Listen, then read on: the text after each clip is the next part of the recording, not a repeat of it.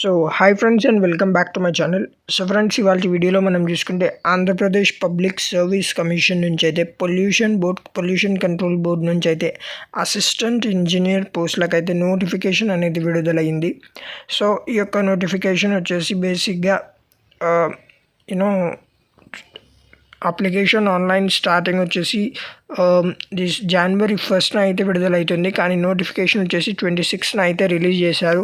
So ఈ యొక్క notification డేట్స్లో మనం వచ్చేసి ఎటువంటి ఎగ్జామ్ లేకుండా డైరెక్ట్ రిక్రూట్మెంట్ కింద అయితే రిక్రూట్మెంట్ జరుగుతుంది.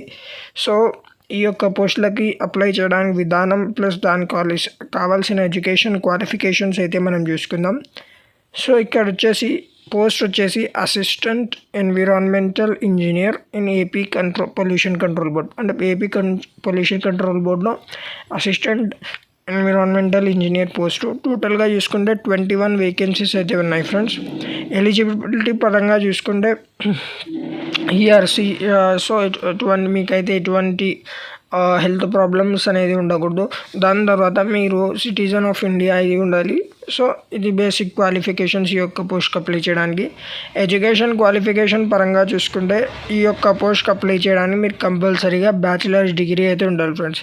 అది కూడా బ్యాచిలర్స్ డిగ్రీ వచ్చేసి మీరు సివిల్ డిపార్ట్మెంట్లో కానీ, మెకానికల్ డిపార్ట్మెంట్లో కానీ, కెమికల్ డిపార్ట్మెంట్లో కానీ, ఎన్విరాన్మెంటల్ ఇంజనీరింగ్ డిపార్ట్మెంట్లో కానీ చేసి ఉన్నట్లయితే మీరు ఈ యొక్క పోస్ట్కి అయితే అప్లై చేసుకోవచ్చు. ఇక్కడ మెన్షన్ చేసిన స్ట్రీమ్స్ ఏవైతే ఉన్నాయో వీటిలోనే మీరు బ్యాచిలర్స్ డిగ్రీ కంపల్సరీగా చేసి ఉండాలి. ఇట్లా చేసి ఉంటేనే మీరైతే ఈ యొక్క పోస్టులకు అయితే అప్లై చేసుకోవచ్చు. So based on merit in the main examination candidates will be computer proficiency test. So బేసిక్గా మెరిట్ ప్రకారంగా అయితే కంప్యూటర్ ప్రొఫిషియన్సీ టెస్ట్ మీద అయితే సెలెక్షన్ అయితే జరుగుతుందని మెన్షన్ చేసినారు. నెక్స్ట్ వచ్చేసి ఈ యొక్క పోస్టులకు అయితే రిజర్వేషన్ అనేది కూడా ఉంటుందని అయితే మెన్షన్ చేసినారు. అలాగే రిజర్వేషన్తో పాటు ఏజ్ రిలాక్సేషన్ కూడా ఉంటుందని అయితే ఇక్కడైతే నోటిఫికేషన్లో అయితే మెన్షన్ చేసినారు ఫ్రెండ్స్. ఎస్సీ ఎస్టీ వాళ్ళకైతే 5 years, అలాగే మనకి ఓబీసీ వాళ్ళకైతే 3 years ఏజ్ రిలాక్సేషన్ అయితే ఉంది. సో ఈ యొక్క పోస్ట్ అప్లై చేయడానికి వాళ్ళైతే అప్లికేషన్ ఫీజు కూడా మెన్షన్ చేసినారు ఫ్రెండ్స్. అరౌండ్ 250 to 300 ఫీజు అనేది ఉంటుంది మెన్షన్ చేసినారు. సో 250 రూపీస్ అయితే వచ్చేసి application fee and processing fee వచ్చేసి 120. సో టోటల్గా మనం చూసుకుంటే 370 రూపీస్ పే చేస్తే మీరు ఈ యొక్క పోస్టులకు అయితే అప్లై చేసుకోవచ్చు.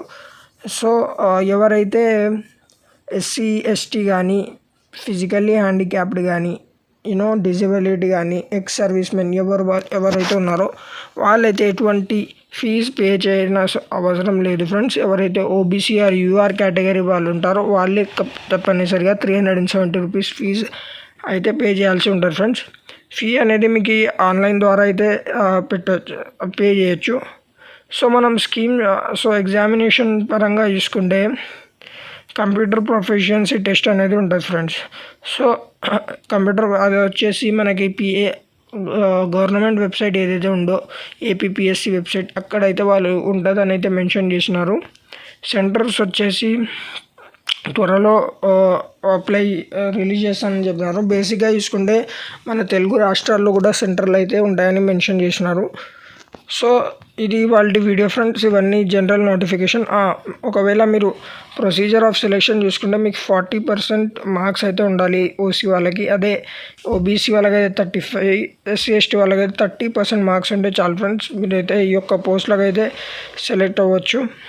సో ఇది వాళ్ళ వీడియో ఫ్రెండ్స్.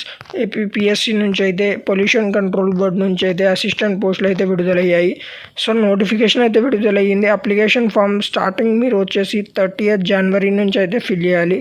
సో ఇలాంటి అప్డేట్స్ కోసం నా ఛానల్ అయితే సబ్స్క్రైబ్ చేసుకోండి ఫ్రెండ్స్. ఈ వీడియో మీకు నచ్చినట్లయితే ఈ వీడియోని అయితే లైక్ చేసి షేర్ చేయండి friends. Thank you. Have a nice day.